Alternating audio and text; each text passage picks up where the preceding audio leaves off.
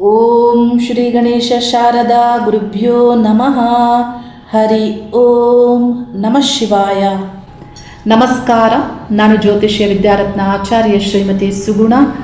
September ಮಾಸದ ಗ್ರಹಗಳ ಗೋಚಾರ ಸಂಚಾರ ಸ್ಥಿತಿ ಫಲಗಳನ್ನು 12 ರಾಶಿಗಳಿಗೆ ತಿಳಿಸ್ತಾ ಇದ್ದೀನಿ.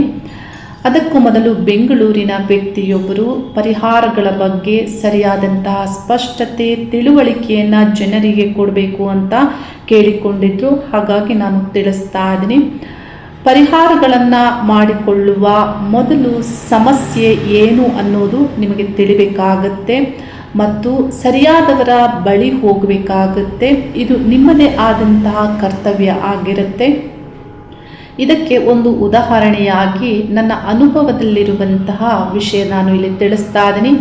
ಎಷ್ಟೋ ಸಂದರ್ಭದಲ್ಲಿ ನೀವೇನು ಅಂದುಕೊಂಡಿರ್ತೀರಾ, ಅವರು ಏನು ಹೇಳಿರ್ತಾರೆ, ಅದೇನು ಪರಿಹಾರ ಮಾಡ್ತೀರಾ ಅದು ಸರಿ ಇರೋದಿಲ್ಲ.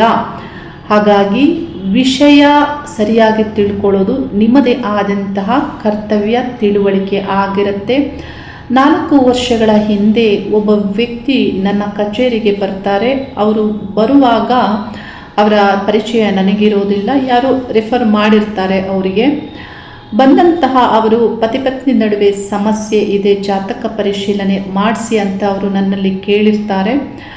ಆಗ ನಾನು ಪರಿಶೀಲಿಸಿ ದೋಷಗಳು ಏನಿದೆ, ಯಾವ ದಶಾಭುಕ್ತಿ ನಡೀತಾ ಇದೆ, ಏನು ಮಾಡಬೇಕು ಅನ್ನುವಂತಹ ವಿಷಯಗಳನ್ನು ಅವರಿಗೆ ಬರೆದು ಕೊಟ್ಟಿರ್ತೇನೆ.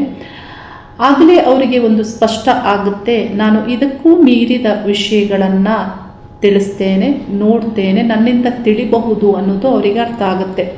ಬೆಳಿಗ್ಗೆ 10 ಗಂಟೆಯಿಂದ 11 ಗಂಟೆ ಒಳಗಡೆ ಅವರು ಬಂದಿರ್ತಾರೆ. ಅವರೇನು ಮಾಡ್ತಾರೆ, ಮತ್ತೆ ಸಿಟಿಗೆ ಹೋಗಿ ಫಲಪುಷ್ಪ ತಾಂಬೂಲ ಸಹಿತವಾಗಿ ಅವರು ನನ್ನ ಕಚೇರಿಗೆ ಬರ್ತಾರೆ. ಬರುವಾಗ ಕನಕಾಂಬರ ಹೂವನ್ನು ಹೆಚ್ಚಾಗಿ ತಂದಿರ್ತಾರೆ. ಅವ್ರು ಏನು ತಿಳಿಸ್ತಾರೆ ಅಂದರೆ, ಅವರ ಸರೌಂಡಿಂಗ್ ನೆಗೆಟಿವ್ ಎನರ್ಜಿ, ಪ್ರೇತ ಪಿಶಾಚ ಆ ಸಂಬಂಧಪಟ್ಟಂತೆ ನನಗೇನೋ ಅನ್ನಿಸುತ್ತೆ, ನನ್ನ ಹಿಂದೆ ಅದು ಓಡಾಡುತ್ತೆ, ನನಗೆ ಭಯ ಆಗ್ತಾ ಇರುತ್ತೆ ಅಂತ ಹೇಳ್ತಾರೆ. ಇದು ಹೇಗೆ ತಿಳಿಯಿತು ನಿಮಗೆ ಅಂತ ಕೇಳಿದರೆ, ಅವ್ರು ಹೇಳ್ತಾರೆ, ಮಲಗುವಾಗ ರಾತ್ರಿಯಲ್ಲಿ ಕಿಟಕಿಯ ಒಂದು ಭಾಗದಲ್ಲಿ ಅಥವಾ ಹಗಲಿನ ಸಂದರ್ಭದಲ್ಲಿ ಹೆಚ್ಚು ಅವರಿಗೆ ಅವರು ತಿಳಿಸಿದಂತೆ ಕಾಣಿಸೋದಿಲ್ಲ. ರಾತ್ರಿ ಅವರು ತಿಳಿಸ್ತಾರೆ, ಕಪ್ಪು ಹೊಗೆಯ ಒಂದು ರೂಪದಲ್ಲಿ ಅಸ್ಪಷ್ಟವಾಗಿ ಕೆಲವು ಆಕಾರ ನನಗೆ ಕಾಣಿಸುತ್ತೆ ಅನ್ನೋದನ್ನು ತಿಳಿಸ್ತಾರೆ. ರಾತ್ರಿ ನಿದ್ರೆ ಬರಲ್ಲ, ಭಯ ಆಗುತ್ತೆ ಅನ್ನೋದನ್ನು ಅವರು ತಿಳಿಸ್ತಾರೆ. ನೋಡಿ, ಇವರು ಹೀಗೆ ಹೇಳುವಾಗ ನಾವೇನು ಅಂದುಕೊಳ್ಬೇಕು, ನಿಜವೇನು ಅಂತ ಅಂದುಕೊಳ್ಬೇಕು. ಆದರೆ ನಾನು ಪ್ರಾರ್ಥನೆಗೆ ಮುಂದಾಗ್ತೇನೆ. ನನ್ನ ದೇಹವನ್ನು, ಜೀವನವನ್ನು ಮತ್ತು ಮನಸ್ಸನ್ನು ಯಾರು ಉಪಚರಿಸ್ತಾರೆ, ಯಾವ ಶಕ್ತಿಗಳು ನಿಯಂತ್ರಿಸುತ್ತೆ, ಆ ಒಂದು ಶಕ್ತಿಗಳ ಪ್ರಾರ್ಥನೆಗೆ ನಾನು ಮುಂದಾಗ್ತೇನೆ. ನನ್ನ ದೈವಿಕವಾದಂತಹ ದೃಷ್ಟಿಗೆ ನನಗೆ ಕಾಣಿಸುವಂಥದ್ದು ಅವರ ಹಿಂದೆ ಜಗನ್ಮಾತೆಯಾದಂತಹ ಚಾಮುಂಡೇಶ್ವರಿಯ ರೂಪ ಕಾಣಕ್ಕೆ ಆರಂಭ ಆಗುತ್ತೆ. ಆಗ ನಾನು ಕಣ್ಣನ್ನು ತೆರೆದು ಅವರಿಗೆ ನಾನು ತಿಳಿಸ್ತೇನೆ, ನಿಮಗೆ ಈ ಥರ ಅನ್ನಿಸ್ತಾ ಇದೆ ಅಂತ ತಿಳಿಸಿದರೆ, ಆದರೆ ನಿಮ್ಮ ಹಿಂದೆ ಬೇರೆಯದೇ ವಿಷಯ ಕಾಣಿಸ್ತಾ ಇದೆ, ನನಗೆ ಸ್ವಲ್ಪ ಮಟ್ಟಿಗೆ ಕೋಪನೂ ಬರುತ್ತೆ. ಇವರು ಹೇಳಿದ್ದಕ್ಕೂ ಇಲ್ಲಿ ಕಾಣುವುದಕ್ಕೂ ಏನು ಇಲ್ಲಿ ಬಹಳ ವ್ಯತ್ಯಾಸ ಇದೆಯಲ್ಲ ಅಂತ. ಆಗ ಅವರು ಕೆಲವು ಸೆಕೆಂಡ್ಸ್ ಯೋಚನೆ ಮಾಡಿ ಅವರು ಏನು ತಿಳಿಸ್ತಾರೆ ಅಂದರೆ, ಅವರ ಮನೆಯ ವಿಷಯವನ್ನು ತಿಳಿಸ್ಲಿಕ್ಕೆ ಮುಂದಾಗ್ತಾರೆ. ಅವರ ತಾಯಿ ಗ್ರೌಂಡ್ ಫ್ಲೋರಲ್ಲಿ ವಾಸ ಆಗಿರ್ತಾರೆ. ಅವರ ಜೀವನ ಬಹು ವರ್ಷಗಳಿಂದ ಹೇಗಿದೆ ಅಂತ ಹೇಳಿದರೆ, ಅವರು ಒಂದು ಹೊತ್ತು ದಿನದಲ್ಲಿ ಊಟ ಮಾಡ್ತಾರೆ, ಆಹಾರವನ್ನು ಅವರೇ ತಯಾರಿಸಿಕೊಳ್ತಾರೆ, ಇನ್ನೆಲ್ಲ ಕಾಲದಲ್ಲಿಯೂ ದೇವತಾ ಜಪದಲ್ಲಿ ಇರ್ತಾರೆ. ಅವರು ಒಂದು ಯಜ್ಞವನ್ನು ಮಾಡುವವರಂತೆ ಅವರು ಬದುಕ್ತಾ ಇರ್ತಾರೆ ಬಹಳ ವರ್ಷಗಳಿಂದ. ಇವರ ಅಪ್ಪನಿಗೂ ಮತ್ತು ಇವರ ತಾಯಿಗೂ ಬಹಳಷ್ಟು ಅಂತರವಿರುತ್ತೆ ಮತ್ತು ಸೊಸೆ ಮಗನ ಒಂದು ನಡುವೆಯೂ ಇಲ್ಲಿ ಇವರೊಂದಿಗೆ ಭಿನ್ನಾಭಿಪ್ರಾಯ ಇದ್ದ ಕಾರಣ ಇವರು ಫಸ್ಟ್ ಫ್ಲೋರಲ್ಲಿ ವಾಸ ಇರ್ತಾರೆ. ಅದಕ್ಕೆ ನಾನು ಅವ್ರಿಗೆ ಏನು ತಿಳಿಸ್ತೇನೆ ಅಂದರೆ, ಇದಕ್ಕೆ ಪರಿಹಾರ ನನ್ನಲ್ಲಿ ಇಲ್ಲ, ನೀವು ಪರಿಹಾರವನ್ನು ನಿಮ್ಮ ಮನೆಯಲ್ಲೇ ಮಾಡಿಕೊಳ್ಬೇಕು, ನಿಮ್ಮಿಂದಲೇ ಆಗಬೇಕು. ಅಂದರೆ ಹೇಗೆ ನೋಡಿ, ತಾಯಿಯನ್ನು ಗೌರವಿಸಿ ಅವರೇನು ಹೇಳ್ತಾರೆ ಅದನ್ನು ಕೇಳಿ ಅವರನ್ನು ಸಂತೋಷಕರವಾಗಿ ನೋಡಿಕೊಳ್ಳಿ ಮತ್ತು ಯಾವ ಎನರ್ಜಿ ಕ್ರಿಯೇಟ್ ಆಗಿದೆ ಅದರ ಪೂಜೆಯನ್ನು ಮಾಡಿ, ಮನೆ ದೇವರ ಪೂಜೆಯನ್ನು ಮಾಡಿ, ಆಚಾರ ವಿಚಾರಗಳನ್ನು ಸರಿಪಡಿಸಿಕೊಳ್ಳೋದ್ರಿಂದ ಇದಕ್ಕೆ ಇದೇ ಪರಿಹಾರ ನನ್ನಲ್ಲಿ ಇಲ್ಲ ಅನ್ನೋದನ್ನು ನಾನು ತಿಳಿಸ್ತೇನೆ. ಅವರು ಅವರ ತಾಯಿಯನ್ನು ಒಂದು 3 ವರ್ಷ ಆದ ನಂತರ ಮತ್ತೆ ನನ್ನ ಬಳಿ ಕರ್ಕೊಂಡು ಬರ್ತಾರೆ. ಆಗ ಅವರ ತಾಯಿಯನ್ನು ನಾನು ನೋಡುವಾಗ ಅವರು ಹೇಗಿರ್ತಾರೆ ಅಂದರೆ, ಈ ಜಡೆ ಏನಿರುತ್ತೆ, ಕೂದಲು ಅದೆಲ್ಲವೂ ಜಟೆಯ ಒಂದು ರೂಪದಲ್ಲಿ ಇರುತ್ತೆ. ಅಂದರೆ ಈ ಎಲ್ಲ ಕೂದಲು ಒಂದಾಗಿ ಇರುತ್ತೆ, ಅದನ್ನು ಬಿಡಿಸೋದಕ್ಕೆ ಆಗೋದಿಲ್ಲ. ಆ ಥರ ಉದ್ದವಾಗಿ ಇರುತ್ತೆ. ಆ ರೀತಿ ಅವರ ಕೂದಲಿರುತ್ತೆ. ಅಂದರೆ ನೀವು ಯೋಚಿಸಿ ಹೇಗೆ ಏನು ಇರಬಹುದು ಅನ್ನೋದನ್ನು ನೀವು ಇಲ್ಲಿ ಅರ್ಥ ಮಾಡ್ಕೊಳ್ಬೇಕಾಗುತ್ತೆ. ಈ ಒಂದು ಸಮಸ್ಯೆಗೆ ಪರಿಹಾರ ಅವರಿಂದಲೇ ಆಗಬೇಕಾಗುತ್ತೆ. ಅದನ್ನು ನಾವು ಪಾಲನೆ ಮಾಡಬೇಕು. ನಾವೆಷ್ಟೇ ಏನೇ ಹೇಳಿದರೂ ಅದು 1 ದಿನ 2 ದಿನ ಆಗ್ಬೋದು. ಆನಂತರ ಅವರೇ ಅದನ್ನು ದಿನನಿತ್ಯ ಪಾಲನೆಯನ್ನು ಮಾಡಬೇಕಾಗುತ್ತೆ. ಇಲ್ಲಿ ಯಾಕೆ ಇದನ್ನು ನಾನು ತಿಳಿಸ್ತಾ ಇದ್ದೀನಿ ಅಂದರೆ, ಆ ವ್ಯಕ್ತಿ ಅಂದುಕೊಂಡದ್ದು ಬೇರೆ, ಅಲ್ಲಿರುವುದು ವಿಷಯಗಳೇ ಬೇರೆ. ಬೆಂಗಳೂರಿನ ಮೂಲದ ವ್ಯಕ್ತಿ, ಅವರ ಮಗನಿಗೆ ಸಮಸ್ಯೆ ಆಗುತ್ತೆ. 10ನೇ ತರಗತಿಯಲ್ಲಿ ಒಳ್ಳೆ ಅಂಕ ಪಡೀತಾರೆ. ಅವರು ಪ್ರಥಮ PUCಗೆ ಸೈನ್ಸ್ ಸಬ್ಜೆಕ್ಟನ್ನು ತೆಗೆದುಕೊಂಡು ನಾರಾಯಣ ಕಾಲೇಜ್ಗೆ ಜಾಯ್ನ್ ಆಗ್ತಾರೆ. ಕೆಲವು ತಿಂಗಳುಗಳ ಕಾಲ ಕಾಲೇಜ್ ಹೋಗ್ತಾರೆ. ಆ ನಂತರ ಕಾಲೇಜ್ ಹೋಗೋಕ್ಕೆ ಇಷ್ಟ ಇಲ್ಲ ಅಂತ ಅವರು ಹೇಳ್ತಾರೆ. ಅವರ ಮಗ ಭಯ ಆತಂಕಕ್ಕೆ ಒಳಗಾದಂತೆ ಏನಿರಬಹುದು ಅಂತ ಈ ಹುಡುಗನ ತಂದೆ ಅವ್ರು ಏನು ಮಾಡ್ತಾರೆ, ಜಯನಗರದ ಜ್ಯೋತಿಷಿ ಒಬ್ಬರ ಬಳಿ ಹೋಗ್ತಾರೆ. ಆ ಜ್ಯೋತಿಷಿಯು ಸಾಯಿಬಾಬಾ ಹೆಸರಿನಲ್ಲಿ ಅವರ ಒಂದು ಕೇಂದ್ರದ ಹೆಸರಿಟ್ಟುಕೊಂಡು ಅವರು ನಡೆಸ್ತಾ ಇರ್ತಾರೆ. ಅವರು ಮತ್ತಷ್ಟು ಭಯಗೊಳಿಸ್ತಾರೆ ಇವರಿಗೆ. ನಿಮ್ಮ ಮಗನಿಗೆ ಏನೋ ಆಗಿದೆ, ನೆಗೆಟಿವ್ ಎನರ್ಜಿ, ಪ್ರೇತ, ಪಿಶಾಚ ಈ ರೀತಿ ಎಲ್ಲ ಹೇಳಿ ಇದನ್ನು ಸರಿಪಡಿಸಬೇಕು ಅಂದರೆ ಕೇರಳದ ಒಂದು ದೇವಸ್ಥಾನದಲ್ಲಿ ಪ್ರಾಣಿ ಬಲಿಯನ್ನು ಕೊಡಬೇಕು, ಇಷ್ಟು ಹಣ ಆಗುತ್ತೆ ಅಂತ ಇವರಿಗೆ ಭಯಪಡಿಸಿ ಮತ್ತಷ್ಟು ಕೆಲವು ಆಮಿಷಗಳನ್ನು ಒಡ್ಡಿ ಈ ವ್ಯಕ್ತಿ ಹಣ ಕೊಡುವಂತೆ ಅವರು ಹಣವನ್ನು ತೆಗೆದುಕೊಳ್ತಾರೆ. ಎಷ್ಟು ಹಣ ಅಂದರೆ 4 ಲಕ್ಷ ರೂಪಾಯಿನ ಅವರು ತೆಗೆದುಕೊಳ್ತಾರೆ. ಆದರೆ ಆನಂತರ ಕೊಡುವಂಥದ್ದು ಒಂದು ಯಂತ್ರ ಮಾತ್ರ ಆಗಿರುತ್ತೆ. ಆದರೆ ಸಮಸ್ಯೆ ಸರಿ ಹೋಗೋದಿಲ್ಲ. ನೋಡಿ, ಯಾಕೆ ಇದನ್ನು ಹೇಳ್ತಾ ಇದ್ದೀನಿ ಅಂದರೆ, ನೀವು ಸರಿಯಾದವರ ಬಳಿ ಹೋಗುವುದು ಬಹಳ ಮುಖ್ಯ. ಪಾಪಿಗಳ ಬಳಿ ಹೋದರೆ ಪಾಪವೇ ಸಿಗುತ್ತೆ. ವಂಚಕರ ಬಳಿ ಹೋದರೆ ನಿಮಗೆ ವಂಚನೆಯೇ ಆಗುತ್ತೆ. ಹಣಭಕ್ಷಕರ ಬಳಿ ಹೋದರೆ ನಿಮ್ಮ ಹಣವೂ ಹೋಗುತ್ತೆ. ದೈವಿಕವಾದಂತಹ ವ್ಯಕ್ತಿಗಳ ಬಳಿ ಹೋದರೆ ನಿಮಗೆ ಅದುವೇ ಸಿಗುತ್ತೆ.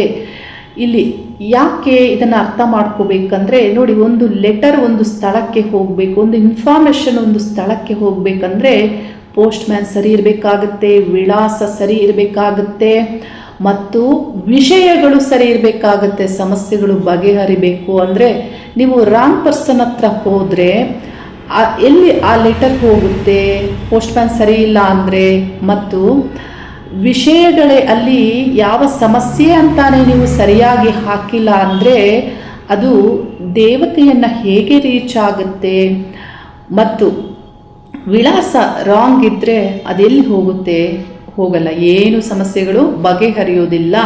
ಸರಿಯಾದವರ ಬಳಿ ಹೋಗುವುದು ಬಹಳ ಮುಖ್ಯವೇ ಆಗಿದೆ. ನಮ್ಮ ಆಗಮ ಶಾಸ್ತ್ರ ಪುರಾಣಗಳಲ್ಲಿ ಬಹಳಷ್ಟು ವಿಷಯಗಳನ್ನು ಪರಿಹಾರಗಳನ್ನು ತಿಳಿಸಲಾಗಿದೆ. ಯಾವ ಥರ ಪರಿಹಾರಗಳನ್ನು ಮಾಡಿಕೊಳ್ಬೇಕು, ರಕ್ಷಾ ಹೋಮಗಳನ್ನು ತಿಳಿಸ್ತಾರೆ. ಹೋಮಗಳಿಗೆ ಎಷ್ಟು ಹಣ ಆಗುತ್ತೆ ಅಂದರೆ, ನೀವೊಂದು 3-4 ಹೋಮಗಳನ್ನಾದರೂ ಮಾಡಿಸಿದ್ರೂ ಅದಕ್ಕೆ 50,000 to 60,000 ಆಗಬಹುದು. ಒಂದು 4-5 ಆಗಮ ವಿದ್ವಾಂಸರು ಬಂದರೂ ಅಷ್ಟೇ ಆಗುತ್ತೆ ಹಣ. ದೇವತಾ ಶಕ್ತಿಗಳ ಮೂಲಕ ಹೋಮ ಯಜ್ಞಗಳನ್ನು ಸಂಕಲ್ಪಗಳನ್ನು ಮಾಡಿಕೊಂಡು ನಿಮ್ಮ ಸಮಸ್ಯೆಗಳನ್ನು ಪರಿಹರಿಸಿಕೊಳ್ಬಹುದು. ಆದರೆ ಈ ಪ್ರಾಣಿಯನ್ನು ಬಲಿ ಕೊಡುವುದರಿಂದ ಮತ್ತಷ್ಟು ನಿಮಗೆ ದೋಷ ಅಂಟುತ್ತೆ. ಪ್ರಕೃತಿಯಲ್ಲಿ ಆ ಪಾಪಕರ್ಮದ ಒಂದು ದೋಷ ಮತ್ತೆ ಅಂಟುತ್ತೆ ನಿಮಗೆ. ಅದರಿಂದ ಏನಾಗುತ್ತೆ, ಮತ್ತೆ ನೆಗೆಟಿವಿಟಿಯೇ ನಿಮಗೆ ಹೆಚ್ಚು ಕ್ರಿಯೇಟ್ ಆಗುತ್ತೆ. ಯಾವ ಸಮಸ್ಯೆಯೂ ಬಗೆಹರಿಯುವುದಿಲ್ಲ. ಹಾಗಾಗಿ ನೀವು ಸರಿಯಾದಂತಹ ವ್ಯಕ್ತಿಗಳ ಬಳಿ ಹೋಗಬೇಕಾಗತ್ತೆ.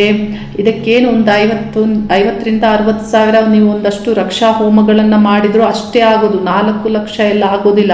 ಮತ್ತು ಎಲ್ಲದಕ್ಕೂ ಹೋಮಗಳನ್ನು ಮಾಡಬೇಕು ಅಂತ ಇಲ್ಲ. ಸರಳ ಪೂಜೆಗಳನ್ನು ಮಾಡಿಕೊಳ್ಬೋದು. ಮತ್ತು ನೀವೇ ಪರಿಹಾರಗಳನ್ನು ನಿತ್ಯ ಪರಿಹಾರಗಳನ್ನು ಮಾಡಿಕೊಳ್ಬೇಕಾಗತ್ತೆ. ಇದಕ್ಕೆಲ್ಲ ಕಾರಣ ಏನಂದರೆ ಮನಸ್ಸೇ ಆಗಿರುತ್ತೆ.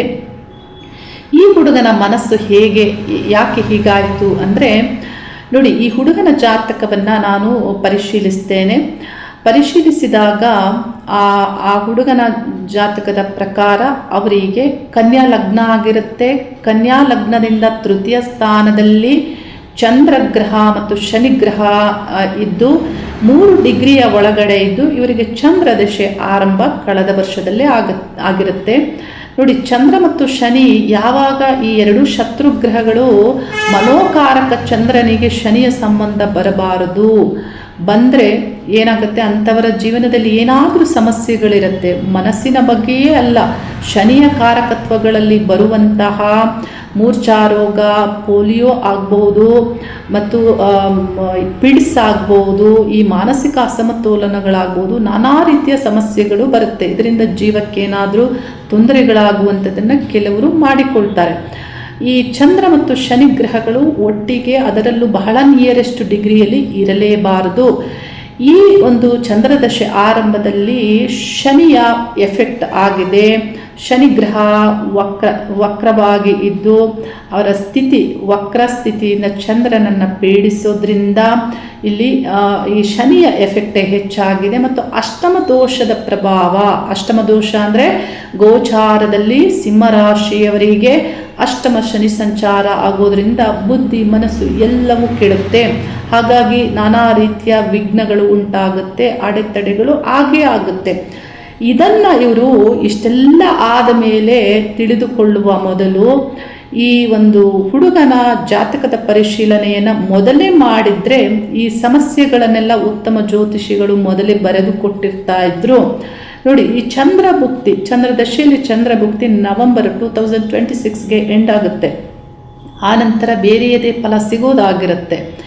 ಹಾಗಾಗಿ ಸರಿಯಾದವರ ಬಳಿ ಸರಿಯಾದದ್ದನ್ನು ತಿಳಿದುಕೊಳ್ಳೋದು ಬಹಳ ಮುಖ್ಯವಾಗಿರುತ್ತೆ. ಇಂಥವರ ಬಗ್ಗೆ ನೀವೇನು ಮಾಡಬೇಕು ಅಂತ ಹೇಳಿದರೆ, ಈ ರೀತಿ ವಂಚನೆ ಮಾಡುವವರ ಬಗ್ಗೆ ಸಮಾಜದಲ್ಲಿ ಎಲ್ಲಿರ್ತಾರೆ ಆ ಏರಿಯಾದಲ್ಲಿ ನೀವು ಪೊಲೀಸ್ ಕಂಪ್ಲೇಂಟ್ ಕೊಡಬೇಕಾಗತ್ತೆ. ಏನು ನಿಮ್ಮ ಒಂದು ದಾಖಲಾತಿಗಳಿರುತ್ತೆ ಅದರ ಪ್ರಕಾರ ನಿಮ್ಮ ಹಣವನ್ನು ವಾಪಸ್ ತೆಗೆದುಕೊಳ್ಬೇಕಾಗುತ್ತೆ. ಆ ಏರಿಯಾದಲ್ಲಿ ಯಾರು ಸಾಮಾಜಿಕವಾಗಿ ಹೋರಾಟಗಾರರಿರ್ತಾರೆ ಅವರ ಗಮನಕ್ಕೆ ತರಬೇಕಾಗುತ್ತೆ. ಮತ್ತು ಆ ಒಂದು ಏರಿಯಾದಲ್ಲಿ ಯಾರು ರಾಜಕೀಯವಾಗಿ ಗುರುತಿಸಿಕೊಂಡಿರ್ತಾರೆ ಅವರ ಗಮನಕ್ಕೂ ತರಬೇಕಾಗುತ್ತೆ. ಇಷ್ಟೆಲ್ಲ ಮಾಡಬೇಕಂದ್ರೆ ನಿಮಗೆ ನೀವು ಸರಿಯಾದ ಪ್ರೊಟೆಕ್ಷನನ್ನು ಮಾಡ್ಕೋಬೇಕು. ಅವರು ಭಯ ಪಡಿಸ್ತಾರೆ ಹಾಗೆ ಹೀಗೆ ಅಂತ, ಭಯ ಪಡ್ಕೊಳ್ಬೇಡಿ. ನಿಮ್ಮ ರಕ್ಷೆಯನ್ನು ನೀವು ಮಾಡಿಕೊಂಡು ನಿಮ್ಮ ಹಣವನ್ನು ವಾಪಸ್ ತಗೊಳ್ಳಿ. ಇಲ್ಲವಾದಲ್ಲಿ ಏನಾಗುತ್ತೆ ಅಂದರೆ ಇವರು ಮತ್ತೆ ಈ ಸಮಾಜದಲ್ಲಿ ಮತ್ತೆ ಬೇರೆ ಬೇರೆ ಜನರಿಗೆ ವಂಚಿಸ್ತಾರೆ, ಇವರು ಹೆಚ್ಚಾಗ್ತಾರೆ. ಅದನ್ನು ಅಲ್ಲಿಗೆ ನಿಲ್ಲಿಸಬೇಕಾಗತ್ತೆ. ಇದನ್ನು ಸರಿಯಾಗಿ ತಿಳಿದುಕೊಳ್ಳಿ. ಇನ್ನು ಈ ಒಂದು ಸೆಪ್ಟೆಂಬರ್ ಮಾಸದಲ್ಲಿ ಗ್ರಹಗಳ ಸಂಚಾರ ಯಾವ ರೀತಿ ಇದೆ ಅಂದರೆ, ಸೂರ್ಯಗ್ರಹ, ಮುಖ್ಯವಾಗಿ ಸೂರ್ಯಗ್ರಹ ಸಿಂಹ ರಾಶಿ ಮತ್ತು ಕನ್ಯಾ ರಾಶಿಯಲ್ಲಿ ಸಂಚಾರ ಮಾಡಲಿದ್ದು, ಗ್ರಹಗಳಲ್ಲಿಯೇ ಸೂರ್ಯಗ್ರಹ ಮುಖ್ಯ ಗ್ರಹ. ಬುಧ ಗ್ರಹ ಸಿಂಹರಾಶಿಯಲ್ಲಿ 7ನೇ ದಿನಾಂಕದವರೆಗೆ ಸಂಚರಿಸ್ತಾರೆ. ಆನಂತರ 26ನೇ ದಿನಾಂಕದವರೆಗೆ ಕನ್ಯಾ ರಾಶಿಯಲ್ಲಿ ಸಂಚರಿಸ್ತಾರೆ. ಆನಂತರ ತುಲಾ ರಾಶಿಯಲ್ಲಿ ಸಂಚರಿಸ್ತಾರೆ. ಈ ಒಂದು ಮಾಸದಲ್ಲಿ 3 ರಾಶಿಯಲ್ಲಿ ಬುಧ ಗ್ರಹದ ಸಂಚಾರ ಆಗಲಿದೆ. ಶುಕ್ರ ಗ್ರಹ ತುಲಾ ರಾಶಿಯಲ್ಲಿ ಸಂಚಾರ, ಕುಜಗ್ರಹ 18ನೇ ದಿನಾಂಕದವರೆಗೆ ಮಿಥುನ ರಾಶಿಯಲ್ಲಿ ಸಂಚಾರ. ಆನಂತರ ಕಟಕ ರಾಶಿ ಕುಜನ ನೀಚ ಸ್ಥಾನವಾದಂತಹ ನೀಚಾವಸ್ಥೆಯಲ್ಲಿ ಸಂಚಾರ. ಅಲ್ಲಿ ಗುರುಗ್ರಹ ಉಚ್ಚ ರಾಶಿಯಲ್ಲಿ ಉಚ್ಚ ಗುರುವಾಗಿ ಸಂಚಾರ ಕಟಕ ರಾಶಿಯಲ್ಲಿ ಆಗಲಿದ್ದು, ಕುಜ ಮತ್ತು ಗುರುಗ್ರಹದ ಕಂಜಕ್ಷನ್ ಕಟಕ ರಾಶಿಯಲ್ಲಿ ವಿಶಿಷ್ಟವಾದಂತಹ ಅಪರೂಪದ ಒಂದು ಸಂಯೋಗ ಆಗಲಿದೆ. ಶನಿಗ್ರಹ ವಕ್ರ ಸಂಚಾರ ಮೀನ ರಾಶಿಯಲ್ಲಿ ಆಗಲಿದ್ದು, ಕುಂಭ ರಾಶಿಯಲ್ಲಿ ರಾಹುಗ್ರಹ, ಕೇತುಗ್ರಹ ಸಿಂಹ ರಾಶಿಯಲ್ಲಿ ಸಂಚಾರ ಮಾಡಲಿದ್ದು, ಈ ಗ್ರಹಗಳ ಸಂಚಾರ ಹೀಗಿದೆ. 12 ರಾಶಿಗಳಿಗೆ ಫಲಗಳನ್ನು ತಿಳಿಸ್ತಾ ಇದ್ದೇನೆ. ಪರಿಹಾರದ ವಿಷಯವಾಗಿ ಭಾನುವಾರದಂದು ವಾರದಲ್ಲಿ ಬರುವಂತಹ ನಾನು ಅಪ್ಲೋಡ್ ಮಾಡುವಂತಹ ವಾರದ ವಿಜಯ ವಿಡಿಯೋವನ್ನು ಎಲ್ಲರೂ ನೋಡಿ ಅದರಲ್ಲಿರುವಂತಹ ವಿಷಯಗಳನ್ನು ಸರಿಯಾಗಿ ಅರ್ಥ ಮಾಡಿಕೊಳ್ಳಿ. ಏಕೆಂದರೆ ಪರಿಹಾರದಲ್ಲಿ ಬಹಳ ಒಂದು ಎಫೆಕ್ಟಿವ್ ಆಗಿ ಪರಿಹಾರವಾಗಿ ನಿಮಗೆ ನಿಮ್ಮ ದಿನನಿತ್ಯದ ಕೆಲಸ ಕಾರ್ಯಗಳಿಗೆ ಸಪೋರ್ಟಿವ್ ಆಗಿ ಆ ನಕ್ಷತ್ರ ಫಲವನ್ನು ನೀಡುತ್ತೆ. ಆ ಒಂದು ವಿಡಿಯೋವನ್ನು ಪ್ರತಿಯೊಬ್ಬರು ನೋಡಿ ಅನ್ನೋದನ್ನು ನಾನು ತಿಳಿಸ್ತಾ ಇದ್ದೀನಿ.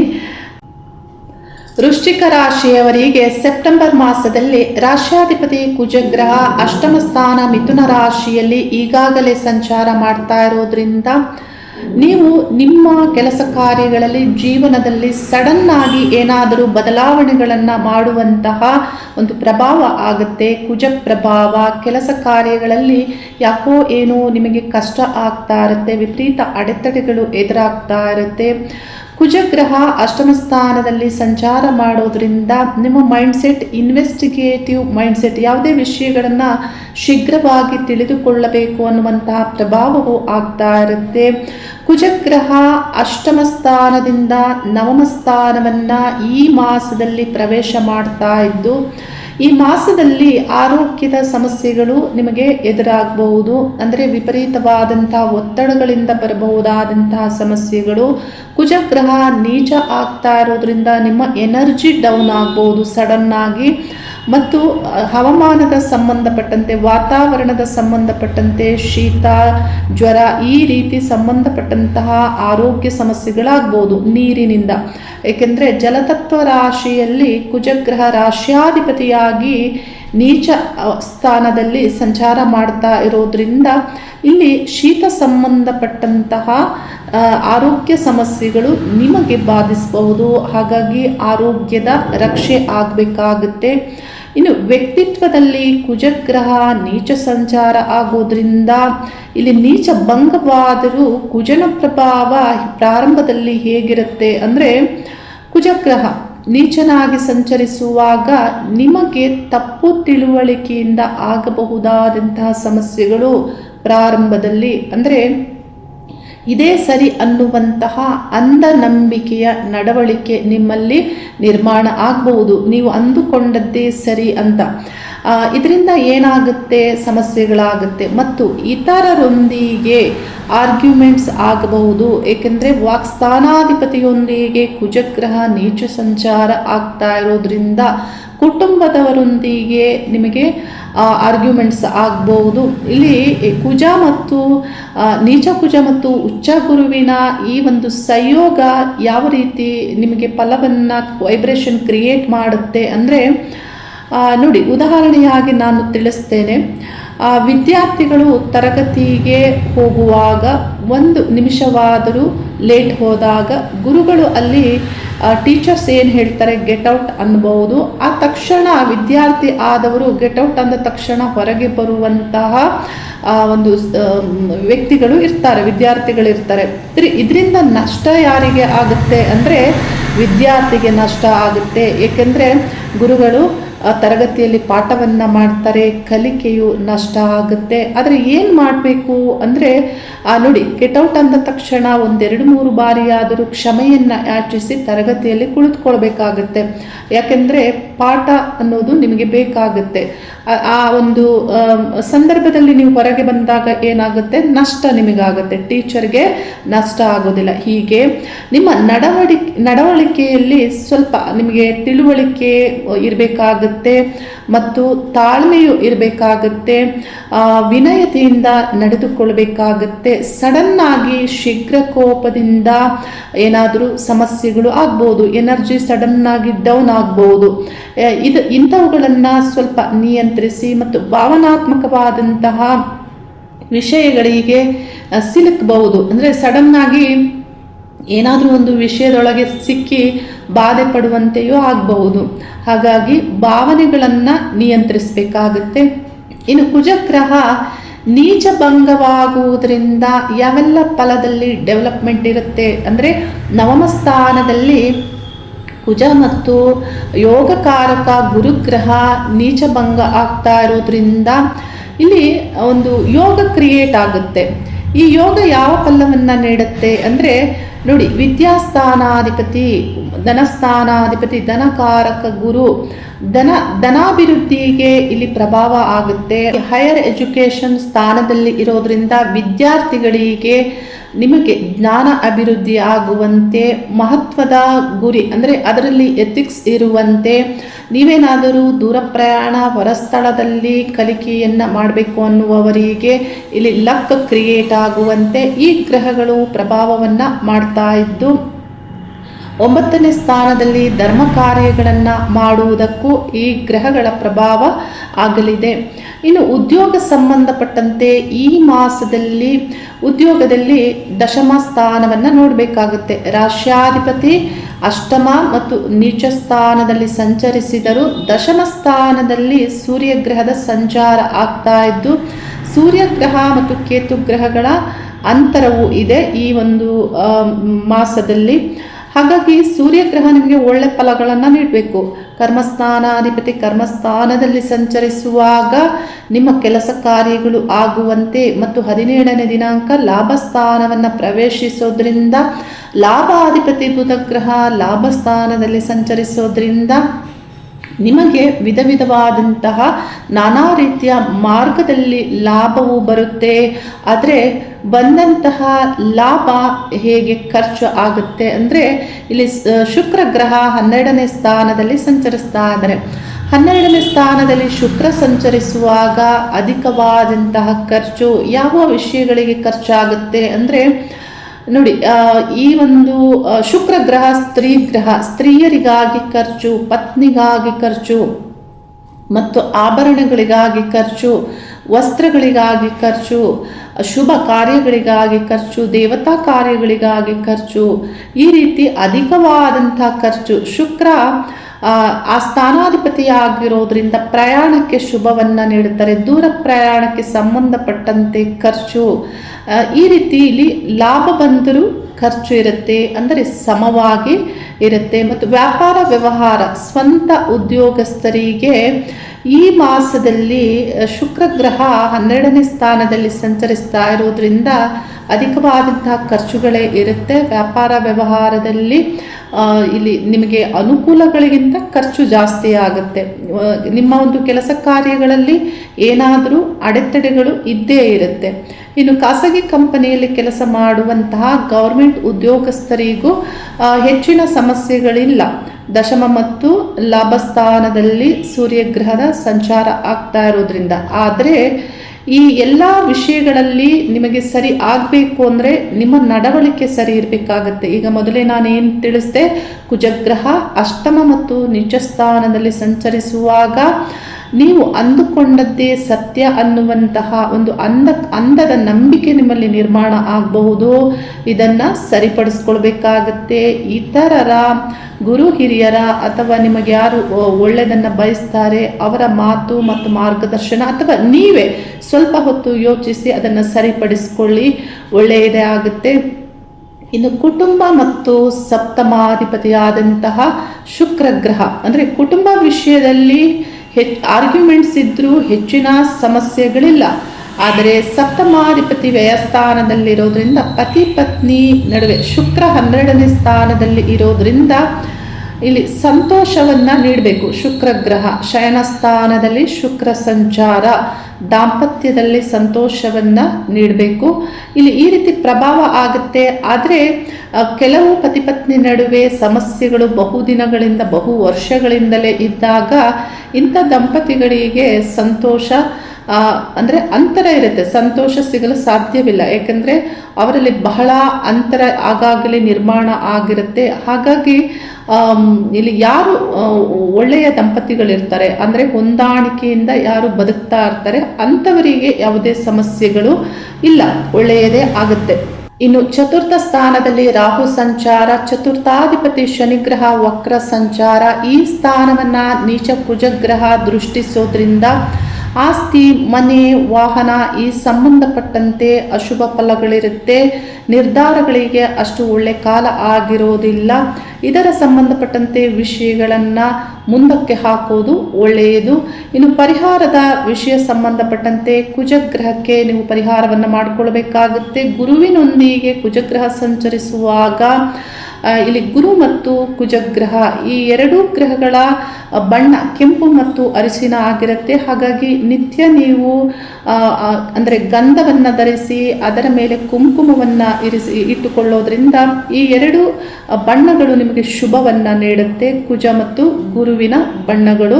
ನಿಮ್ಮ ಕೆಲಸ ಕಾರ್ಯಗಳಿಗೆ ಹೋಗುವ ಮುನ್ನ ಈ ರೀತಿ ಗಂಧ ಮತ್ತು ಕುಂಕುಮವನ್ನು ಧಾರಣೆ ಮಾಡಿ ಮತ್ತು ದಶಾಭುಕ್ತಿ ಸಂಬಂಧಪಟ್ಟಂತೆ ಭುಕ್ತಿ ಗ್ರಹಕ್ಕೆ ಪರಿಹಾರವನ್ನು ಮಾಡಿಕೊಳ್ಬೇಕಾಗುತ್ತೆ. ಕುಜನೀಚ ಸಂಚಾರದಿಂದ ಸುಬ್ರಹ್ಮಣ್ಯ ದೇವರಿಗೆ ನಿತ್ಯಲು ಕೆಂಪು ಹೂವನ್ನು ಅರ್ಪಣೆ ಮಾಡೋದ್ರಿಂದ ಇಷ್ಟ ದೇವತಾ ಪ್ರಾರ್ಥನೆಯನ್ನು ಮಾಡಿ ವಿಶ್ವಶಕ್ತಿಯಲ್ಲಿ ನಿಮ್ಮ ಕೆಲಸ ಕಾರ್ಯಗಳು ಏನಾಗಬೇಕು ಆ ಕೆಲಸ ಕಾರ್ಯಗಳ ಬಗ್ಗೆ ಸರಿಯಾದಂತಹ ಸ್ಪಷ್ಟತೆಯಿಂದ ಪ್ರಾರ್ಥನೆಯ ಮೂಲಕ ನೀವು ಸಂದೇಶವನ್ನು ಕಳಿಸೋದ್ರಿಂದ ಈ ಮಾಸದ ಕೆಲಸ ಕಾರ್ಯಗಳಲ್ಲಿ ಸಕ್ಸಸ್ಸನ್ನು ಪಡೆದುಕೊಳ್ಳಬಹುದು. ಶುಭವಾಗಲಿ. ಹರಿ ಓಂ ನಮಃ ಶಿವಾಯ.